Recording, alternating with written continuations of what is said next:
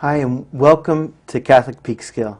I'm Father John Higgins. I'm the pastor of Assumption Church in Peekskill, and it's my pleasure to host this public access program for your enjoyment, and we hope for your edification too. Pope Benedict XVI invited Catholic priests in a special way to take advantage of all different methods of the media to reach Catholics everywhere and those beyond the Catholic Church. We're so glad you joined us for this program today.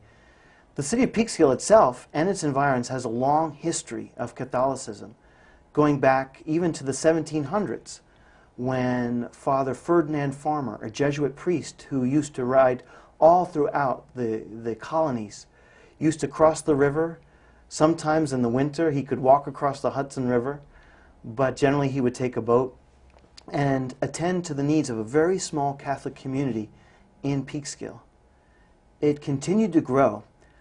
The first Catholic church in the whole county of Westchester was St. Patrick's Church in Verplanck, and believe it or not, was founded the same day that the first Catholic church in the Bronx was founded, St. Raymond's in 1842. St. Patrick's in Verplanck was founded on the same day in 1842. But a little more than a decade later, the growing immigrants of Peekskill, mostly from Ireland, wanted to have a parish in their own right. They petitioned Archbishop Hughes that they could please have their own church, and the permission was granted. In 1859, on August 15th, Church of the Assumption was officially founded. It took several years for them to build their first church, which is now the rectory on 131 Union Avenue. And then later, the Guardian building was built in the beginning of the 20th century. The school started in 1907 and still flourishes to this day. In more recent years, the Catholic Church in Peekskill has had many different expressions, and here at Assumption, among the many blessings we've had has been to have seminarians. It was St. Vincent de Paul who used to say, "The greatest work in the Catholic Church, make no mistake about it," he used to say, "is the formation of priests." That's why we feel particularly honored as a parish to know that the Archdiocese has entrusted this task to us to take care of seminarians for the summer. Back in the summer of 2007, Brother Stephen Marcantonis joined us and spent 2 summers with us. He's now Father Stephen Marcantonis and is serving at St. Philip Neri Parish in the Bronx. The following summer, we added in the summer Brother Esteban Sanchez, affectionately called Ñaño, an Ecuadorian title which means brother or dear friend. He is now in his 3rd year of theological studies, heading for ordination in 2013. The following summer, we were so grateful to have Brother Kareem Smith join us, and the summer after that, which was the summer of 2010, Brother Sean Connolly. Now, our special guest today is that great seminarian of 2009, Brother Kareem Smith. And meeting Brother Kareem didn't take place for me in the first time in 2009, but I knew him in my first parish. You see, back when I was a newly ordained priest at Holy Rosary Church in the Bronx, I remember a very fine family that used to come to Mass on Sundays. And when they would come to Mass, one of the young fellows there, about 5th or 6th grade, you'd ask him, "Kareem, what do you want to do when you grow up?" He would say, "I want to be a priest." Well, I'm happy to say that he's much farther along on that path toward the goal of becoming a priest, and he's our guest tonight. Brother Kareem, thank you so much for joining us and being on our show today. Thanks so much for having me, Father. It's always a pleasure. Now, you're a native of the Bronx. Yes, I am. I was born in the Bronx, after my family migrated from Guyana in the 70s. They made their home in the Bronx, and that's where I went to school and where my family still lives today. Okay. You have how many brothers or sisters? I have an older brother and a younger sister, so I'm the middle child. Oh, you don't suffer from the middle child syndrome, do you? Not at all, not at all. My mother is very, very keen on that I didn't suffer. Beautiful. Now, did you go to Catholic school as a young man in the Bronx? I have gone to Catholic school my entire life. I went to St. Anthony Grammar School, where I graduated in 2004, and then I attended Blessed Sacrament High School, and now at the seminary I attend St. John's University in Queens. Okay, and what year would you be starting this coming fall semester of 2011? I'll be entering my final year at St. John's, my senior year. I hope to graduate at the end of the school year. So, Brother Kareem, if all goes along plan, when would you be ordained a priest? Please God, I'll be ordained in 2016. Boy, that seems so far away. It's certainly not as far as when I first began. True enough. 12 years ago when I first entered, well, less than 12 years ago, but 12 years altogether when I completely finished after the high school program, Cathedral Prep. So now, you and I have something in common. We both have uncles who were ordained priests. My uncle was Father Angelo Shaughnessy, a Capuchin priest. Your uncle was a good friend of mine, Father Floyd Grace. Tell me a little bit about him and how and if he impacted your own decision to follow a calling to the holy priesthood. Sure, certainly. My Uncle Floyd, as we affectionately call him, certainly was one of the impacts to the priesthood. He unfortunately, sadly died suddenly in 2005. Tragic loss. And he was ordained to the priesthood in 2000.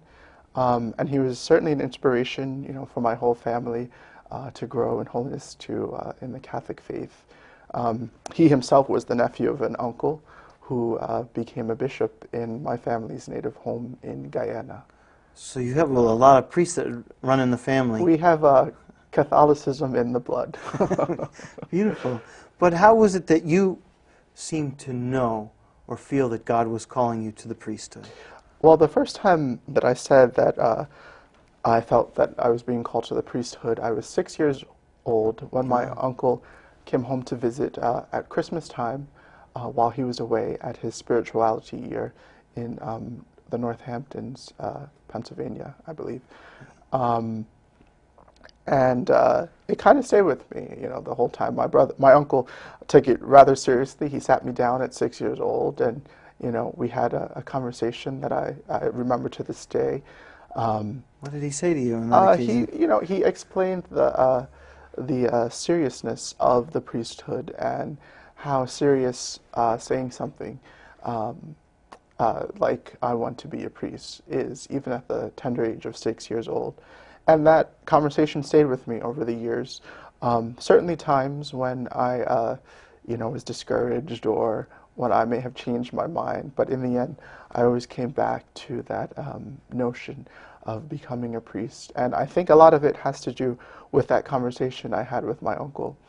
Certainly there were other priests who inspired me along the way, and other people in my family, my grandmother and my mother being one of them, two of them, as well as my grammar school pastor, Father Nicholas Malazzo, who I first became an altar boy under in 1997 at St. Anthony's in the Bronx. He was famous for just being a great priest, especially, and having many of his altar boys eventually becoming priests. Certainly, yeah. Now, I can understand Father Nick Malazzo, may he rest in peace, a wonderful priest. Now, you mentioned your grandmother had an effect on your call to the priesthood. How was that? Sure, my grandmother's being was Catholic. From the time I was a boy, I remember waking up when we were over at Grandma's house, and she would be up very early in the morning praying her devotions. And when I say early, I mean 5 in the morning, praying devotions, which is a tradition that has stayed with my family to this day, I remember as a boy getting up at that time still to pray devotions, and that comes from her, of course. You may remember her most of all at a Holy Rosary. She was the tie that binds, as they say in Guyana. She kept us all together, grounded in our faith. And that's your mom's mom, and also your Right, Uncle right. Floyd's mom as well. That's right. That's right. Yeah. I know my uncle, the priest who inspired me so much, used to say, the grace of a vocation is a grace that's given not so much to an individual as it is to a family. And that seems to be very much true in your case with 3 generations. With Certainly, yeah. I've been rather blessed, with a family that's very supportive of my decision to go to the seminary. And I'm sure they'll be happy for me if I make ordination, please God. So was there ever a time when you doubted that God was calling you? What was that like? I think I doubted at the natural time, when I first began high school and I got into the arena of high school, making new friends and discovering new talents and things like that. And it was just for a split second. And I say that because it was perhaps the beginning of my ninth grade year, and that was the year that my uncle died. And his death actually gave me the opportunity to reevaluate my situation. And he, for a long time, he suggested that I join the Cathedral Prep. And soon after his death, I called Father Thomas Lynch up, who was the Dean of Students of the Cathedral Prep program, and I enrolled myself in the Cathedral Prep program, which was ultimately one of the best decisions I've made. Now, the Cathedral Prep program, what is that? It's a program for high school boys who are discerning a vocation to the priesthood. It really gets boys on all levels, boys who may have thought about this for a long time, or boys who have someone suggested that they join the program. But it's basically a weekend where you spend the weekend at the seminary, and it's a retreat. You have different conferences from diocesan priests, and you spend time with seminarians who are in theology and in college. Now, I know for me, when I was discerning a vocation to the priesthood throughout my college years, maybe it wasn't as clear to me in my elementary school years or even my high school years as it was for yourself. I remember thinking that God wasn't calling me.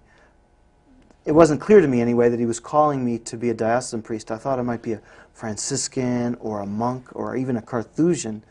Did you ever think God might be calling you to religious life, or or was it clear that if you were going to be a priest, you were going to be a parish priest, a diocesan priest? It really has always been clear to me. My mother, when I was applying to the seminary, she really tried me to go to she tested me to go to different colleges and research different religious communities. But in the end, it was always the diocesan priest. It was the natural next step to make after high school, was to join the diocesan seminary. So you went through the Cathedral Prep program through your high school years, Right. and so it was a natural continuity to join the St. John Neumann Right. It Seminary. made things much easier. I knew a number of the seminarians already, and I had the experience of staying at the seminary and things like that. It was certainly the natural step to take. What's life like in the seminary? It's very ordered at times, as far as time to pray. It's time for leisure, time for study. It's certainly challenging with keeping up with your studies as well as your prayer life. But we have a great seminary here in the Archdiocese of New York, which is headed by Bishop Gerald Walsh, as you know. And basically we wake up considerably early in the morning. I guess 6:15 for most people would be considered as early. And we have prayer at that time, followed by a light meal and off to classes for most of the day. When we return from class at about 3 o'clock, generally it's time for some exercise or guys to get right into studies, homework, and so forth. But in the program that I'm in now, we're encouraged to live as best a college life as a college student as possible. So it doesn't really differ much from a college student as far as study is concerned, but certainly the prayer life is more advanced than that of a regular college student. Now, I know many of our watchers, our viewers would know that the Archdiocese of New York is one part of the Church in New York. It includes Staten Island, Manhattan, Bronx, and 10 upper counties. That Brooklyn, Queens is a separate diocese, and the rest of Long Island, Suffolk and Nassau counties, is a separate diocese as well. I understand in the works that there has been in the works for a while now a merging of these collegiate or preparatory seminaries on the college and discernment level or pre-theology level. I understand that you're going to be moving from Neumann residence in Yonkers now to the Douglaston. What does that merge mean, or what does that look like? Sure, Father. Of course, I'm sure you are aware of, and I'm sure many of our viewers are aware of, the Making All Things New campaign that Archbishop Dolan just started. And this is a part of that program. It's taking the best of our resources and using them in the best ways. And Archbishop Dolan, with the other 3 bishops in the local diocese, have discerned that it makes more sense to combine the programs of collegiate level.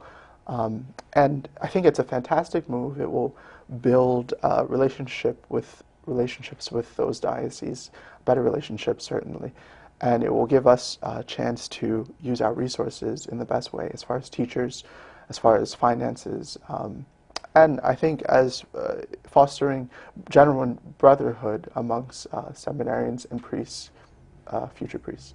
So have you moved into the new seminary Not residence yet? yet, not yet. We are hoping to move in on August 28th as a community. We'll be meeting back at St. Joseph Seminary in Yonkers, and the seminarians from Immaculate Conception Seminary in Douglaston, Queens will come over, and they'll help us move into our new seminary Oh, together. that's a nice way to do it. Yeah. And it'll be a lesser commute for you to St. John's University. Certainly, yeah. St. John's will be about 5 minutes away by car. Yeah. For your last year, and Yeah. and then you would go right back to Yonkers for the year after that for 4 years of theological Yep. studies. The idea is once I apply and I'm accepted to theology, I will move back to Yonkers. So priests spend a lot of time in formation, don't they? They have. What are the steps towards ordination and the years of study? Okay, so it depends on where you really enter, when you enter, what stage in your life. For me, I started immediately after high school, so I will have 8 years of study before ordination. But there's guys who enter who already have degrees, and they will spend 2 years in philosophy, which is where I am now, and they enter theology. Then they would enter into theology, which is 4 years of preparation before ordination. Beautiful. Let me ask you a little bit. You had spent one summer with us, and we're very grateful anytime you come back to visit us when your arduous seminary schedule permits it. What was your first impression of Peekskill when you came here? Certainly not what I was expecting when I arrived at Assumption for the first time. Being a boy from the Bronx, anything north of Yonkers I consider upstate. And though I knew Peekskill was a city, I was surprised at how much of a city it really was, just walking around town, seeing things that were familiar to me from being in the Bronx. But the parish was very warm and welcoming to me on my first weekend there, and continues to be a place that I call home every so often. Now, when you were with us in the summer of 2009, what were some of the activities you do? Now, a seminarian obviously can't say Mass, he can't hear confessions like a priest would, but there obviously was work for you to do and things to learn, explore, and ways to serve. Maybe you could tell us about some of those. Sure. Generally, I began my day here at Assumption with the morning Mass, and one of our quick get-together meetings in the rectory before the day, just giving some direction of the day. I also visited the kids in the school, which was always a pleasure. Then involving myself with some of the other ministries and groups that are at Assumption Church. So there was time with the school kids, and obviously anybody who knows Peekskill and Assumption Church in Peekskill knows there's a very large and vibrant Spanish community.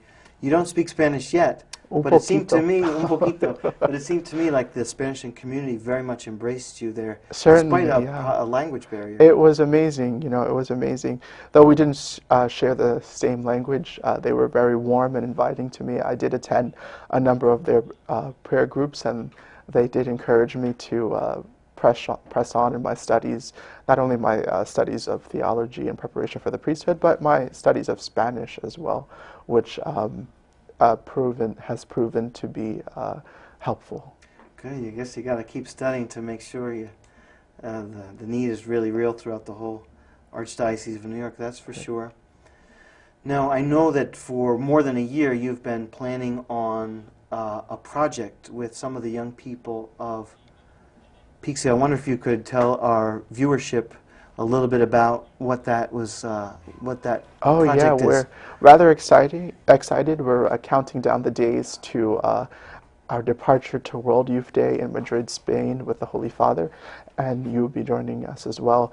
Excited about that. We want to, yeah, we want to encounter Christ on the streets of Madrid. The young people, there'll be 10 of us all together, are rather excited, and they prepared very hard for the trip to Madrid, Spain, next month. I know Pope John Paul II, Blessed John Paul II, we have to say, because he was recently beatified on his way to becoming a saint, said that World Youth Day was truly a work of the Holy Spirit. I guess in the early 80s, he just called people. The other bishops would say to him, no, they're not. The young people aren't going to come. What makes you think they're going to come? And he said, but this is the work of the Holy Spirit. And I know that they had them in South America. They were in Santiago de Compostela in northern Spain. And I was blessed to go to World Youth Day when it was in Poland in 1991. And then here in America in 1993 in Denver, Colorado. I remember going to Paris as a priest. What a wonderful experience that was to be with the Pope and now as a priest. 2000 in Rome for the Jubilee year. 2002 was in Canada. 2005 Cologne, Germany. Now Madrid, Spain. Have you been to a World Youth Day before? No, this will be my first World Youth Day. I'm very excited about it. But certainly our late Holy Father has certainly played a role in all of our lives as young people, as seminarians, especially today. He was the Pope we grew up with. And now Pope Benedict carrying on this tradition of World Youth Day is such a blessing for all of us. I remember when Pope Benedict XVI was elected, World Youth Day for Cologne, Germany was already scheduled. Right. And everyone wondered, will he have the same kind of charm and appeal to the young as Pope John Paul II did? And 1 million people gathered there, including myself. 10,000 priests celebrated that Mass. That's 2% of the world's priests were there celebrating Mass with Pope Benedict. And he showed that he could really reach out and touch people. Have you seen the Pope before? Yes, I was blessed to be present for the Mass at Yankee Stadium and the Mass for clergy at St. Patrick's Cathedral when he visited New York not too long ago. And certainly what you're saying was confirmed for me there as well. I think we were all guilty of it, of comparing Pope Benedict to Pope John Paul II. And no doubt when he came in 2008, he cleared up all of those fears and anxieties that we may have had. Certainly it's been a blessing to the Church in these past few years that he has been the Holy Father. Now the group that's going from Peekskill, I know they're very excited. It's 10. They're linking up. Are they going to be joining other youth from the Archdiocese? Sure, yeah. With the group that we're going all together from the Archdiocese, there'll be over 300 young people. Wow. But we will be sharing the trip especially with 2 other parishes that you are connected to, 2 from the Bronx, Holy Rosary Parish, where you were first assigned, of course, and Our Lady of Grace, which is the neighboring parish. Oh yeah, our good friend Father Lavelle Tremaine is there. That's right, yeah. Beautiful priest, wonderful priest and a wonderful parish.